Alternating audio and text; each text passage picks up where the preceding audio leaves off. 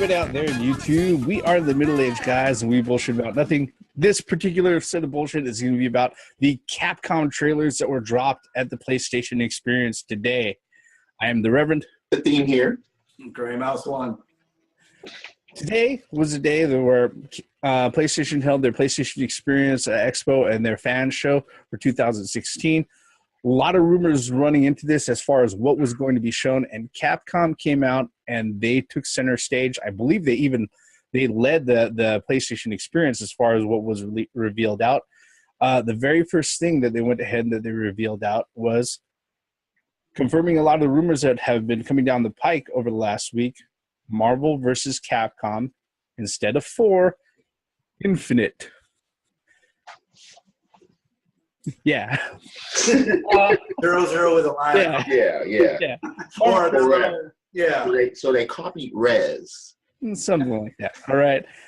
But the big brouhaha for this particular one was the fact that, as far as the Marvel versus Capcom legacy goes and everything, the one thing that a lot of the biggest rumor leading up to was that there were going to be no mutants, that they were going to be taking a shift away from the Marvel X-Men centric characters and then move it toward the Marvel Cinematic Universe characters. Which it comes with its own caveats, and I kind of understand why. But before we get into that, let me get everybody's first impressions and everything else. Okay, look, I am a fan of certain X-Men characters. The fact that they may not be there or they won't be there is very disappointing. And people are just thinking just the X-Men or even the X-Women, like Storm. No. Magneto and Juggernaut are a part of that. So, and Colossus, Storm, Wolverine, Cyclops, Rogue. So please understand that those characters are not going to be there. Now, if you're going to bring the Marvel Cinematic Universe in, okay, Rocket, Groot, Star-Lord, Ant-Man, Black Panther. I would love to see Black Panther. Bucky, the Winter Soldier.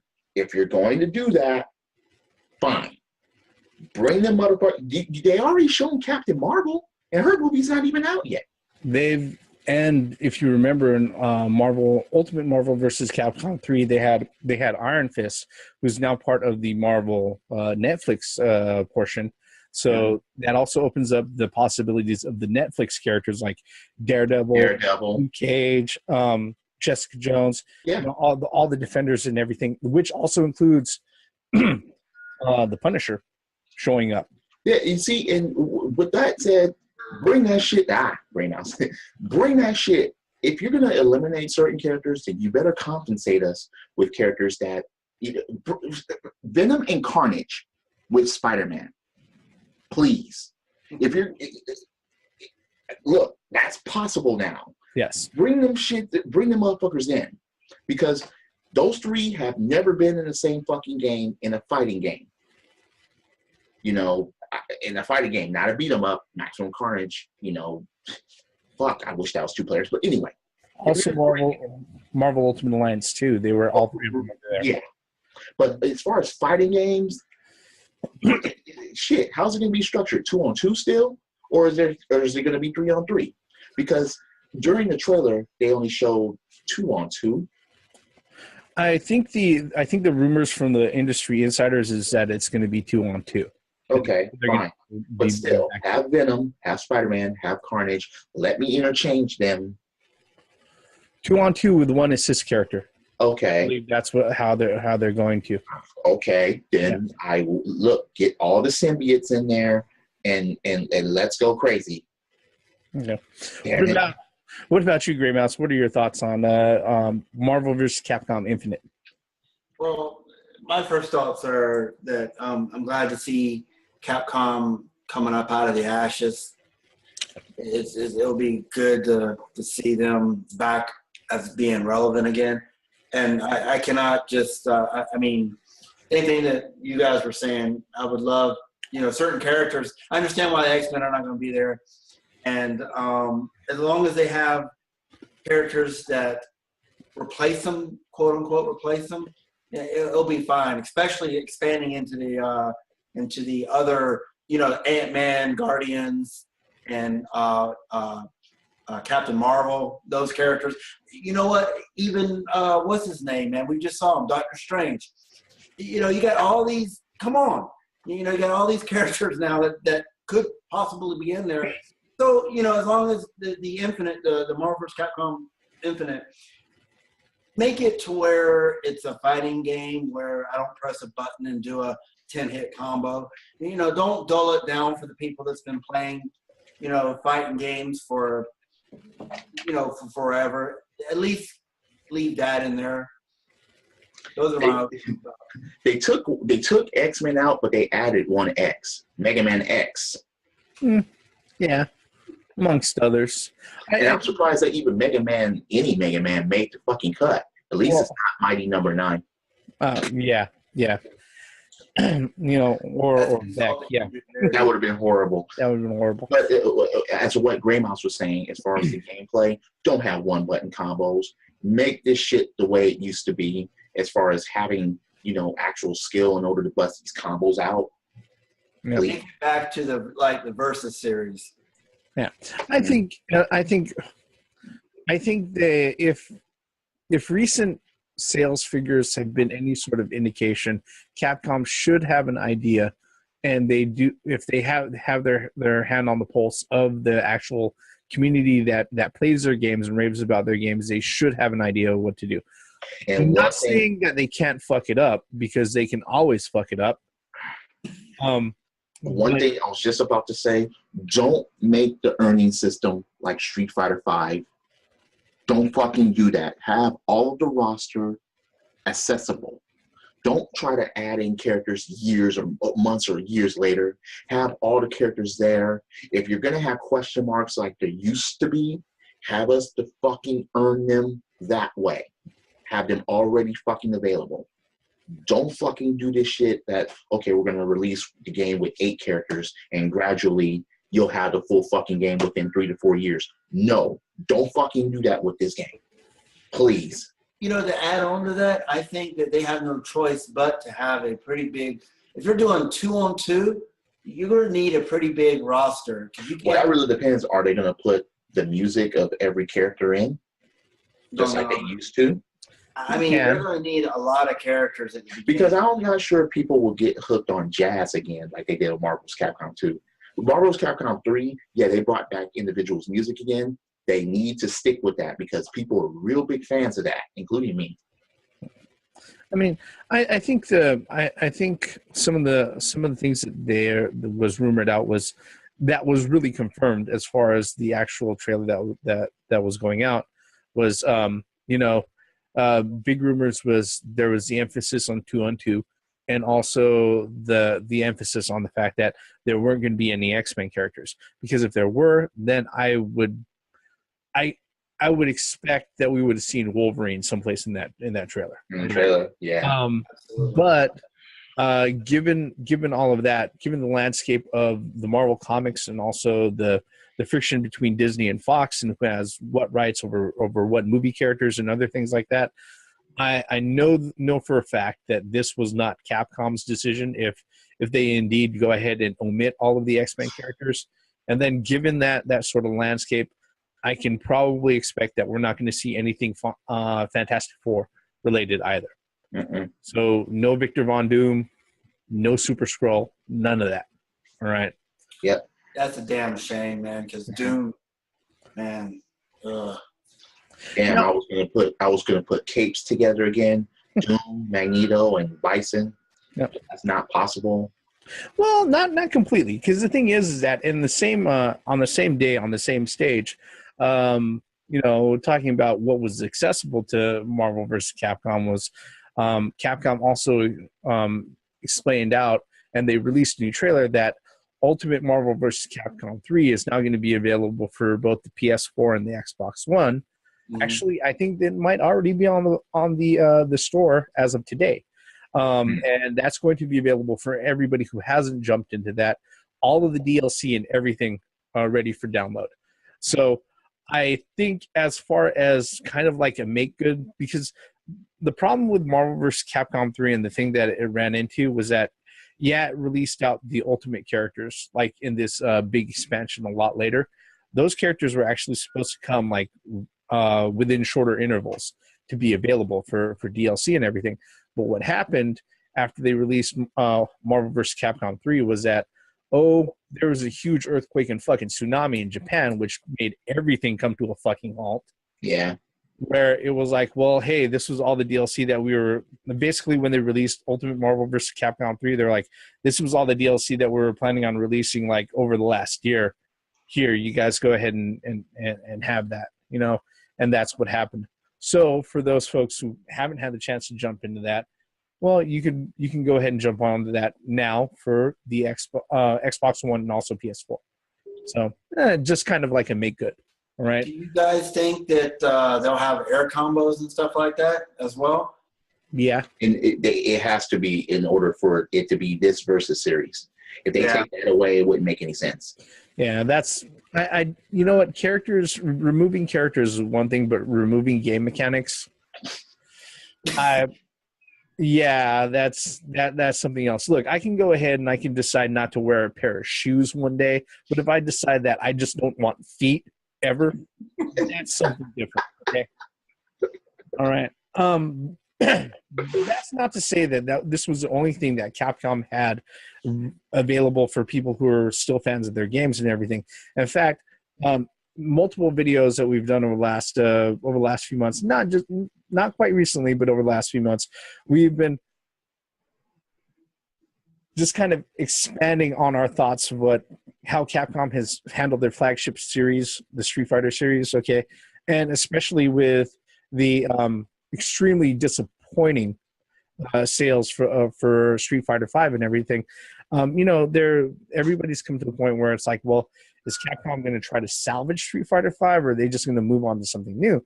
Well, pretty much what they had released out, one of the trailers that they released out today for Street Fighter V was pretty much indicating that, hey, look, we still think that there's life in Street Fighter V. We're going to make a lot more efforts, a lot more real efforts to go ahead and convince players to go ahead and jump back in, or even new players to jump in.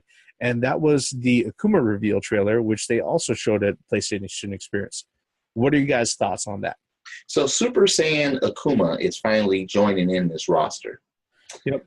Okay, fine. Yeah, he kind of looks like either Simba mixed with Broly. Yeah. Yeah, with all the hair and stuff like that. I understand that they're trying to, age him and actually look like a fucking beast, a monster.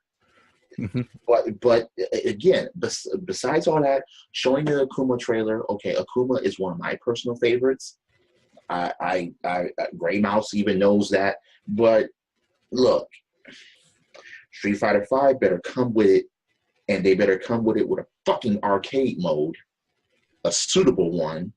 They need to do more with the fucking game in order for it to be a fucking complete game, or a game that people are going to jump on again. I just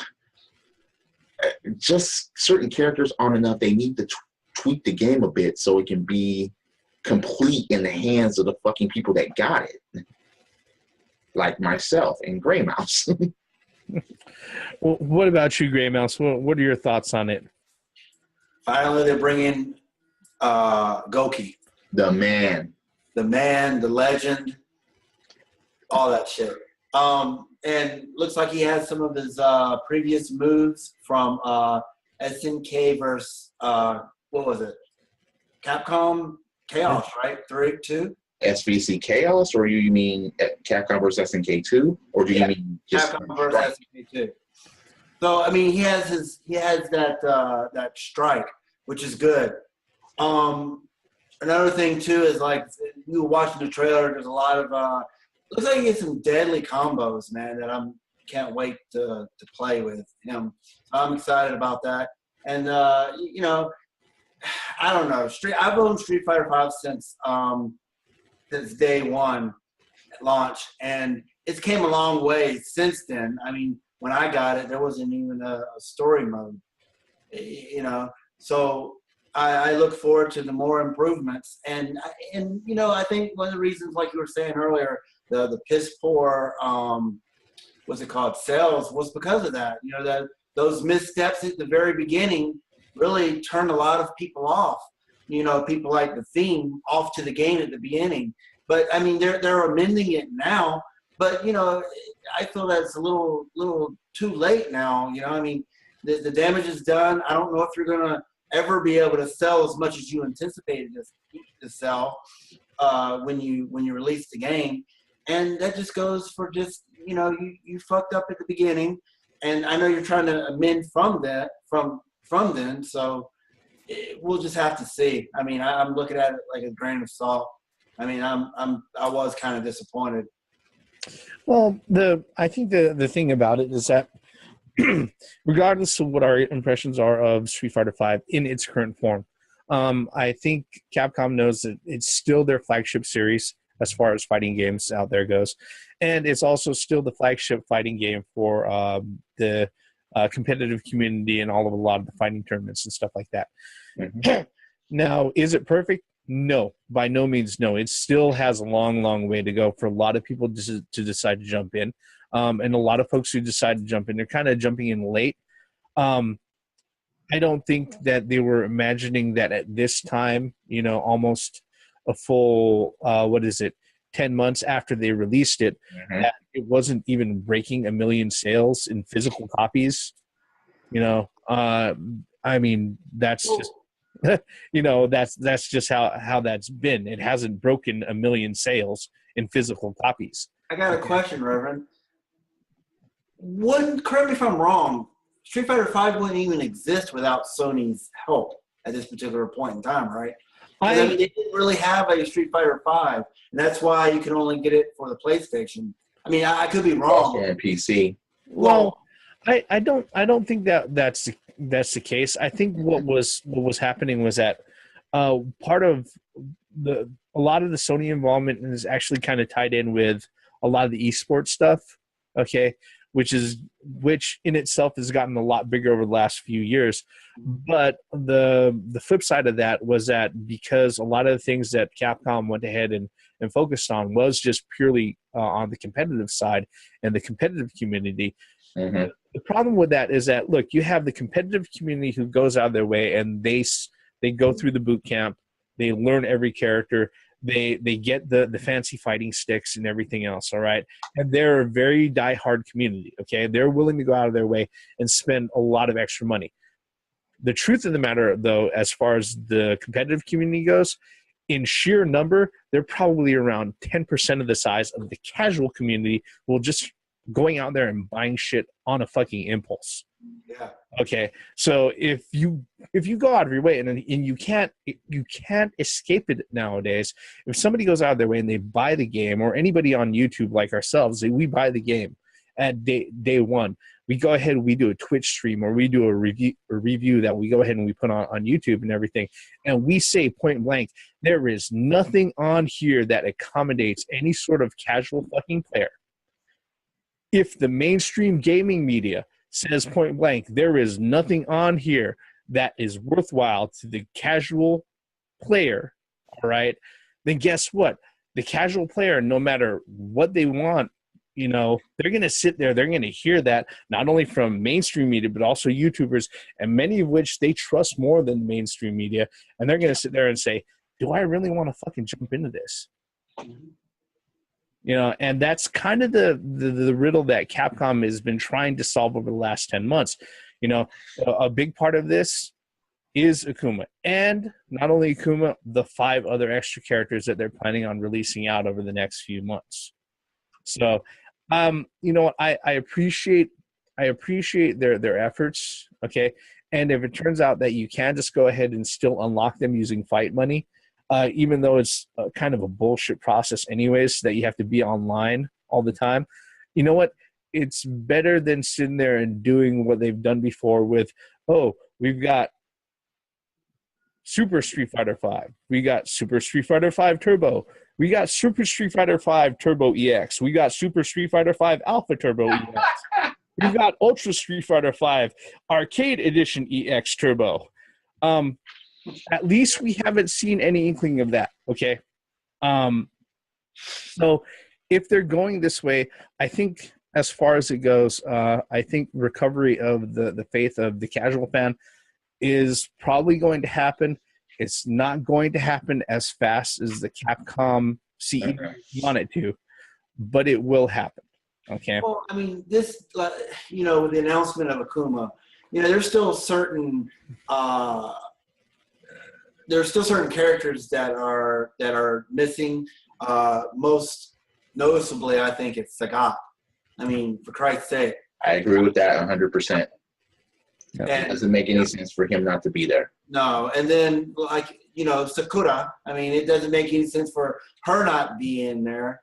Once again, it doesn't make any sense for her not to be there. Yep. So, I mean, we don't know who these extra 5 characters are, but I kind of got a feeling that, because the way they said it, 5 new characters, I felt like they're not a Street Fighter 5 character or Street Fighter character that we know.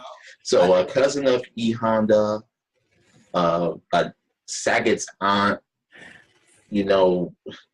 So we'll have that. G Honda and Bagat. I mean, we don't even have Blanca. When is the last time we it's seen? It's gonna be a lion uppercut. No, we already have a woman that took his place from Brazil. We already have that, and she can shock. She does the electricity. Yeah. So that's Blanca's replacement. Yeah, she looks a lot better in green too. We're gonna have we're not gonna have a tiger uppercut anymore. It's gonna be a cougar upper slash. It's gonna be something like that from these characters, and yeah. So you're saying that they're gonna import people from Fighters history? Is that it? Oh my god. Or world heroes if they get away with it. No.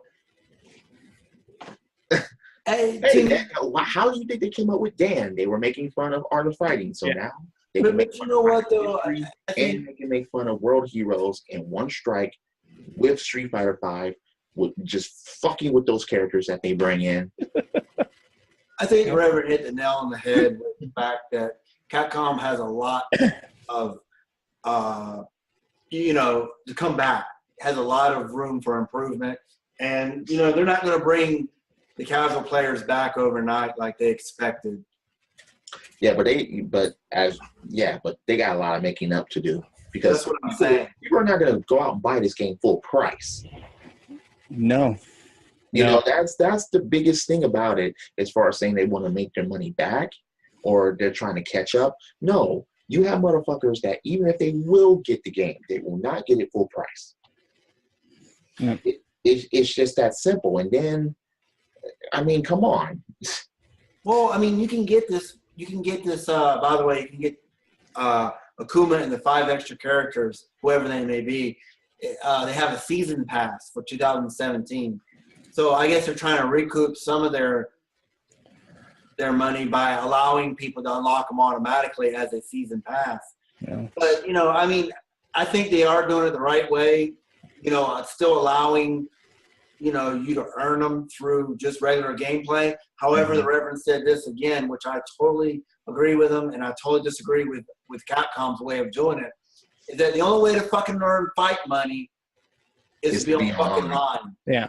Yeah. I'm just saying. So I can't be on an off mode, just sitting here on the couch, beating on my friend or whatever and earn fight money. No, I have to be, signed in online to do that. That's shit. I mean, it's they aren't requiring DLC funds right off the bat. They are being upfront saying that you do have the choice to go ahead and do that, which is fine. Okay, I already know that's there. But at least with this particular set of reveals, like I said, Marvel vs. Capcom Infinite, Ultimate Marvel vs. Capcom 3 coming out to PS4 and Xbox One, and downloadable, fully remastered, 1080p and 60 frames per second with all the DLC included. And then the new reveal for Akuma coming to Street Fighter V and the upcoming 5 additional characters and all of that. I think we could see where Capcom's efforts have been in. And the truth of the matter is that as far as it goes, when it comes to the games that they have out there that are being played online on a regular basis. It's still Street Fighter V, Marvel vs. Capcom, and Street Fighter 3. Those are the ones that people are playing on a regular basis nowadays. Now, look, again, I will say this again. Yes, we know where Capcom has been working on and so on and so forth. But once again, I'm just going to go ahead and say it, and I'm just going to go ahead and beg for them once again. Capcom, Rival Schools 3, Power Stone 3, please. You got Marvel vs. Capcom coming back. You're trying to revitalize Street Fighter V. Okay, cool. But, or another plasma sword, something. Broaden your horizons here. Let's just ask for them to do what they're saying that they're going to do correctly first before we start singing more Jodeci songs. Hey, now, wait a minute. You got Resident Evil 7 coming out, so there are certain people that are getting their blowjobs from Capcom. Yeah, but that's also one that I don't think it was going to disappear anyways. Well, you know, again, certain ones have disappeared that they should bring back, and that's why I keep mentioning those. I mean, did you ever think would we see a Marvel vs. Capcom again after the debacle of Part 3? Yeah. And just in what particular form, though? That was always the question that I had. Yeah. You know, now... You know, the only bone I got to pick with Street Fighter, or I'm sorry, with Capcom, is that don't forget your casual players like you did with Street Fighter V initially. That's one thing that you Well, they're not ever going to make another Mega Man. You know, don't Mega Man X is going to be in Marvel vs. Capcom Infinite. But don't forget your casual players, because they're the ones, because like the Reverend said earlier, you know, the esports, they're only like maybe, he gave it 10%. I'd say about 5% of your fan base. You know, very, very small. Even, although, you know, esports is starting to get a lot more popular. But, you know, don't make your game aimed at just esports and the competitive world. You know, you still got those casual gamers, and you still got those couch gamers that want to sit on the couch, plug, you know, hook up their controllers and fucking beat up their friends on a Saturday or a Sunday night. You know, so don't forget about those. Yep. And that's pretty much all we have to ask for Capcom. That's our thoughts on those particular trailers. What are your thoughts, folks, on these particular trailers and the reveals that they showed out on the PlayStation Experience for 2016? Leave them below in the comments. You know, if you're so kind, hit that like button, hit subscribe too. We are the Middle-Aged Guys. We've just been bullshitting about the Capcom reveals for the last 20 minutes. I'm the Reverend. The theme here. Grand Mouse 1. Once again, for the benefits of common sense, logic, and gaming. Oh yeah, you know what? Make another fucking Ghosts and Goblins as well.